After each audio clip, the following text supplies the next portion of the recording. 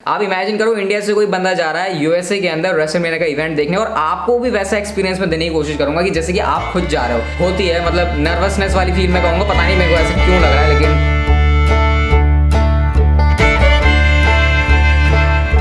ऐसा लग रहा है भाई कितने टाइम के बाद, कितने जन्मों के बाद मैं ऐसा कर रहा हूँ। इससे मेरा मतलब है कि बहुत टाइम के बाद मैंने ऐसे व्लॉगिंग के लिए कैमरा उठाया, तो ऐसा लग रहा है कि पता नहीं कितना ही टाइम हो गया हो कि मैंने बहुत टाइम से ऐसा नहीं किया। और इसके पीछे रीज़न ये है कि मैंने एक हफ्ते पहले लास्ट शायद कोई वीडियो डाल दी इस चैनल के ऊपर, और ब्लॉग किए हुए तो थोड़ा सा टाइम हो गया। और क्योंकि उससे पहले जब मैं ब्लॉग कर रहा था तो मैं अपने हिसाब से थोड़ा ज़्यादा ब्लॉग कर रहा था, तो मुझे इसकी आदत थी। लेकिन आज जब मैं कैमरा उठा रहा हूँ तो ऐसा लग रहा है कि जैसे कितना ज़माना इसको बीत गया हूँ। खैर, शुरुआत हो चुकी है एक और नए दिन की।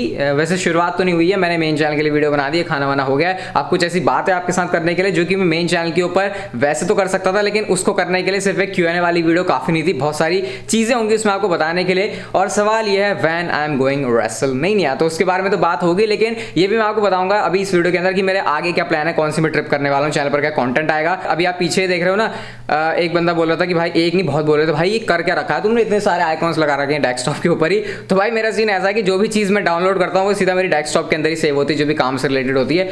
तो इसलिए जो है ये काफ़ी ज़्यादा भर गया। लेकिन खैर ये तो अलग टॉपिक है, जरा अपने मुद्दे के ऊपर आते हैं। तो जरा आपको मैं एक मजे की बात बताता हूँ। अगर आपने मेरी नैनीताल की वो ट्रिप वाली पूरी सीरीज देखी होगी तो वहाँ पर मैंने आपको बताया था, वैसे तो आपको बताइए कि मैं उत्तराखंड में रहता हूँ और सिटी में भी नहीं भाई, आप चारों ओर का नज़ारा देखो यहाँ पर। तो इस तरीके का सीन है, मतलब यहाँ पर आप समझ जाओ कि मैं सिटी से बहुत ज़्यादा अलग रहता हूँ। इसका फ़ायदा भी है, नुकसान भी है। फ़ायदा तो ये है कि भाई यहाँ पर बिल्कुल शांति है। जैसे मैं वीडियो भी बना रहा हूँ तो मेरे को किसी दूसरे बंदे के बारे में सोचने की ज़रूरत नहीं कि किसी घर पे कोई पार्टी तो नहीं है, या फिर कोई नाच तो नहीं रहा, कोई बुलाने तो नहीं आ रहा, कोई डिस्टर्ब करने नहीं आ रहा। ये सबसे बड़ा एडवांटेज है। लेकिन कई चीज़ों में प्रॉब्लम भी हो जाती है। जैसे मैंने आपको बताया कि मैं इंटरनेट के लिए कितना ज़्यादा रोते रहता हूँ, मेरे पास इंटरनेट नहीं है। तो भाई उस चीज़ का मैंने एक जुगाड़ कर लिया है। और भाई साहब ज़रा आप इधर देखो, ये कुछ यहाँ नीचे से लगी हुई है और उसके बाद ये कुछ यहाँ लगी हुई है, और इसका जो कनेक्शन है वो कुछ होता है उधर जो सिटी है वहाँ के आसपास जो है कुछ टावर वगैरह लगे हुए हैं, तो वहाँ से जो है ये इंटरनेट का जुगाड़ होता है। और मैं आपको ये भी बता दूँ, अगर ये सही से फोकस कर ले भाई, हाँ मैं आपको ये भी बता दूँ कि यहाँ पे आप इंटरनेट जब सिटी में लगवाते होगे तो आपको इसकी कॉस्ट पड़ती होगी करीब, तो मतलब कितनी लग जाती होगी, 6-7 हज़ार। उसमें आपको हो सकता है 3-4 महीने का इंटरनेट भी मिल जाता हो। इंस्टॉलेशन का ज़्यादा कोई चार्ज होता नहीं, क्योंकि मैंने नोएडा के अंदर लगाया था भाई, 2,500 रुपये में मेरा 3 महीने का शायद हाँ इंटरनेट लग गया था, और वहाँ पर मुझे 50 MBPS की स्पीड मिलती थी। लेकिन यहाँ पर जो प्राइस है, अगर आप 6-7 हज़ार पे कर रहे हो तो मैं इसका लगभग 4 या 5 टाइम्स पे कर रहा हूँ, और उसके बावजूद भी जो स्पीड है वो 30 MBPS के आसपास है।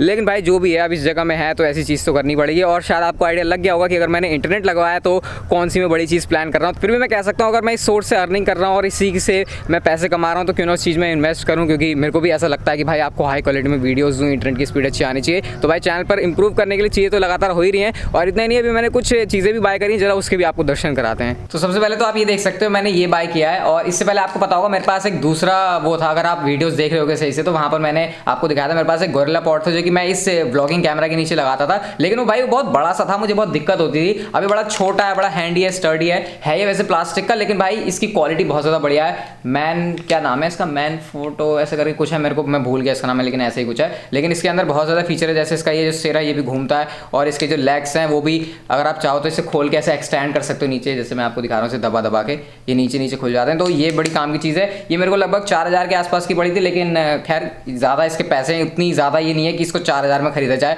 लेकिन जब कंटेंट बनाना है तो भाई फिर कोई दिक्कत नहीं होती है।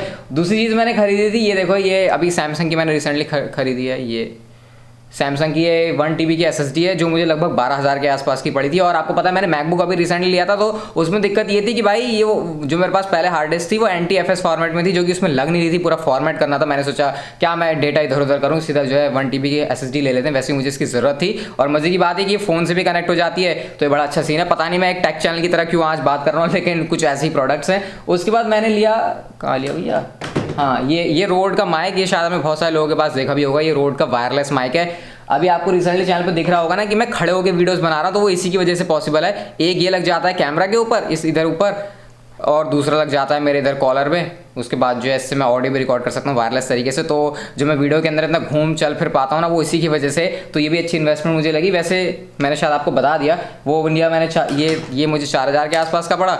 और ये मैंने लिया लगभग 12,000 के आसपास। और ये रोड का माइक भाई साहब, ये इतना ज़्यादा इसके पैसे होने नहीं चाहिए थे, लेकिन मैंने पे किए हैं। ये लगभग 17-18 हज़ार के आसपास का है, तो भाई साहब इतने पैसे आपको पे करने पड़ेंगे। लेकिन फिर भी जब मेरे को अर्निंग हो रही है तो मैं सोचता हूँ कि क्यों ना चैनल पर इंप्रूवमेंट की जाए। मेरी इन्वेस्टमेंट है, अगर आप अभी अर्न नहीं कर रहे तो मैं आपको बिल्कुल रिकमेंड नहीं करूँगा कि चीज़ें खरीदो, लेकिन फिर भी अगर आपका अर्निंग का सोर्स है तो भाई इन्वेस्टमेंट करने में मेरे को लगता नहीं है कि कुछ ज़्यादा जाता है। तो चलो भाई, इधर उधर की बातें तो पूरी कर ली, अब जरा मेन बात कर लेते हैं। और ये आप लोग मेरे से बहुत ज़्यादा पूछ रहे थे कॉमेंट करके कि भाई आपने कभी WWE का कोई इवेंट लाइव अटेंड किया? तो भाई मैं इतना पागल आदमी हूँ, जब यहाँ पर इवेंट हो रहे थे अच्छे से तब मैं गया नहीं, और अब हो नहीं रहे तो भाई मैं मरे जा रहा हूँ कि कब कोई इवेंट होगा। तो ये तो खैर WWE इंडिया में कब इवेंट करेगी वो तो उसके बारे में कुछ कह नहीं सकते, वो तो खैर आप मेन चैनल पर फॉलो करो, कुछ होगा तो मैं आपको बता दूंगा।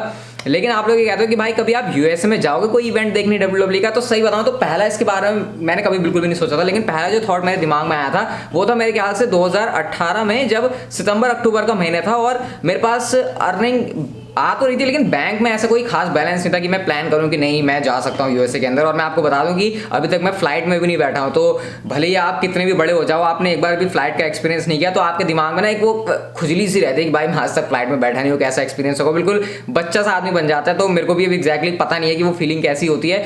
और मैं सीधा प्लान करूँ यूएसए जाने का, तो हाँ भाई यहाँ पर एक मेरे लिए बहुत ज़्यादा दिक्कत थी, क्योंकि पासपोर्ट, वीज़ा, कोई फॉरेन में ट्रिप करना उस बंदे के लिए बिल्कुल भी आसान नहीं होता जो कि आज तक फ्लाइट में भी नहीं बैठा। तो आप समझ सकते हो कि बहुत कंफ्यूजन तो था, लेकिन मैंने प्लान कर लिया था 2018 में कि हाँ थोड़े बहुत पैसे जमा करता हूँ, कुछ अगर मेरे पास एक मोटा अमाउंट बन जाता है तो हाँ अच्छे से मैं वहाँ जा सकता हूँ यूएसए के अंदर जो है इवेंट अटेंड कर सकता हूँ WWE का। और मुझे लगा कि जब यूएसए जा रहा हूँ तो रेसलमेनिया से बढ़िया और कोई जगह हो भी नहीं सकती। तो ऐसा मैंने प्लान किया था। फिर मेरे को लगा कि नहीं, रेसलमेनिया 36 शायद एक जगह हो सकती है जब मैं जा सकता हूँ इवेंट अटेंड करने। लेकिन उसके बाद आपको पता है क्या सीन हुआ उसके साथ, सारी चीज़ें जो है एकदम पानी में चली गई कोविड की वजह से। फिर तो मैंने उसके बारे में सोचा ही नहीं। अब जब मैं सोच रहा था 37 का, तो आपको पता है 37 तो अब आ ही जाने वाली है कुछ एक महीनों के अंदर, और वो भी अभी कोविड के टाइम से ही गुजर रहा है। मतलब मेरे को लग रहा था पहले 37 में रॉक और रोमन रेंज का मैच होगा हॉलीवुड वाली थीम के साथ। तो मैंने कहा था कि भाई इस रेसलमेनिया को तो जरूर जाऊंगा, क्योंकि कोविड मुझे लग रहा था कि ये तो अभी का है, तो कुछ महीने में चला जाएगा, उसके बाद जो है मैं वहाँ जाने का प्लान कर सकता हूँ। लेकिन भाई जैसा आप सोचते हो वैसा कुछ होता नहीं है। तो रेसलमेनिया 37 भी गया पानी में, और हॉलीवुड वाली थीम भी नहीं है। लेकिन रेसलमेनिया 38 के लिए गाइस मैं प्लान कर रहा हूं। और अब तो इसलिए और प्लान कर रहा हूं क्योंकि हमारे पास है हमारा यही व्लॉग चैनल। अब तक तो मेन चैनल के हिसाब से मैं सोच रहा था कि नहीं वहां पे कंटेंट डाल सकता हूं, लेकिन भाई अब तो पूरा चैनल ही व्लॉगिंग का है। तो सोचो मैं पूरा यहां से, मतलब मेरे ख्याल से शायद ही किसी ने वीडियो बनाई होगी, मुझे नहीं पता, मैंने देखा नहीं है किसी को। लेकिन आप इमेजिन करो इंडिया से कोई बंदा जा रहा है यूएसए के अंदर रेसलमेनिया का इवेंट देखने, और आपको भी वैसा एक्सपीरियंस में देने की कोशिश करूंगा कि जैसे कि आप खुद जा रहे हो। मेरी यहाँ से इंडिया से लेकर यूएसए की पूरी जर्नी क्या कैसे होगी। तो अभी सोचने में मेरे को सच में बहुत दिमाग में ऐसा प्रेशर सा लग रहा है कि ये मैं कर पाऊंगा या फिर नहीं, क्योंकि मैंने आपको बताया मैं फ्लाइट में तो अभी तक बैठा नहीं हूँ। फॉरेन जाने की तो अलग बात, वो भी फॉरेन में यूएसए के अंदर। भाई अपनी कंट्री के अंदर अलग चीज़ होती है, लेकिन जब आप दूसरी कंट्री जाते हो तो थोड़ी सी तो मतलब होती है, मतलब नर्वसनेस वाली फील मैं कहूँगा। पता नहीं मेरे को ऐसा क्यों लग रहा है, लेकिन ऐसा ही सीन है भाई। लेकिन मैं करूँगा इस चीज़ को जरूर। मेरा प्लान है कि रेसलमेनिया 37 तो अब निकल जाएगी, 38 के अराउंड कुछ ऐसा प्लान करते हैं कि जब मैं अपने ब्लॉगिंग चैनल के लिए भी कंटेंट बना पाऊंगा, और भाई मेन चैनल के ऊपर तो ये मेन कंटेंट हो गई कि आपको मैं रेसलमेनिया 38 का जो है लाइव एक्सपीरियंस दूंगा। अभी मैं ऐसा प्लान कर रहा हूँ। इसको करने के लिए भी बहुत सारी चीज़ें, मेरे पास पासपोर्ट भी नहीं है, वो भी मेरे को बनवाना है। लेकिन आज सारा जो प्रोसेस है वो शुरू कर दूंगा अभी कुछ टाइम के बाद से ही, ताकि जब तक वो टाइम आए मुझे ऐसे कोई दिक्कत ना हो। और आई होप सारी चीज़ें स्मूथ चलें, क्योंकि अब मेरा प्लान है ऐसा करने का, क्योंकि मेन चैनल के ऊपर आपको कंटेंट देना है। मैं एक्साइटेड भी हूँ इसके लिए अभी से भाई। अभी तो 1 साल के बाद है सारा सीन। लेकिन आप पूछ रहे थे कि भाई आपको कुछ ऐसा प्लान है, तो मुझे लगा जरा आपके साथ शेयर कर देते हैं। बाकी अगर आप इसके बारे में मेरे को कुछ बताना चाहोगे कि हाँ ऐसे हो सकता है, इस तरीके से हो सकता है, कुछ अपना फीडबैक या फिर क्या मैं कर सकता हूँ इंटरेस्टिंग चीज़ें, तो डेफिनेटली आप वो तो शेयर कर ही सकते हो। और मेरे ख्याल से यही मुझे आज इस वीडियो के अंदर आपको बताना था। मेरे को लगा कि भाई इसकी थोड़ी लंबी स्टोरी है, इसको आराम से एक वीडियो के अंदर बनाते हैं और ब्लॉग चैनल के ऊपर डाल देंगे। बाकी अगर आप मेन चैनल से आ रहे हो तो ठीक है, आपको भी इसके बारे में पता चल गया। और हाँ मेन चैनल से आ रहे हो भाई तो 100K सब्सक्राइबर करवा दो यार, अभी तक हुए नहीं है। इवन मैसिव गिव अवे का भी जो रिजल्ट है वो 100K पर निकलेगा, तो जल्दी जल्दी सब्सक्राइब बटन ठोक दो और आप लोग जो है बड़े वाले गिव अवे के लिए भी एलिजिबल हो जाओगे। और बस इस वीडियो के अंदर ज्यादा कुछ बताने के लिए है नहीं। अगर आपको वीडियो के अंदर कुछ भी अच्छा लग गया हो, वैसे तो कुछ खास मैंने किया नहीं क्योंकि मैं बाहर गया नहीं, जो सारी चीजें आपको दिखानी थी जो मेरी लाइफ में चल रहा है हाल फिलहाल को, वो आपको अपडेट दे दी।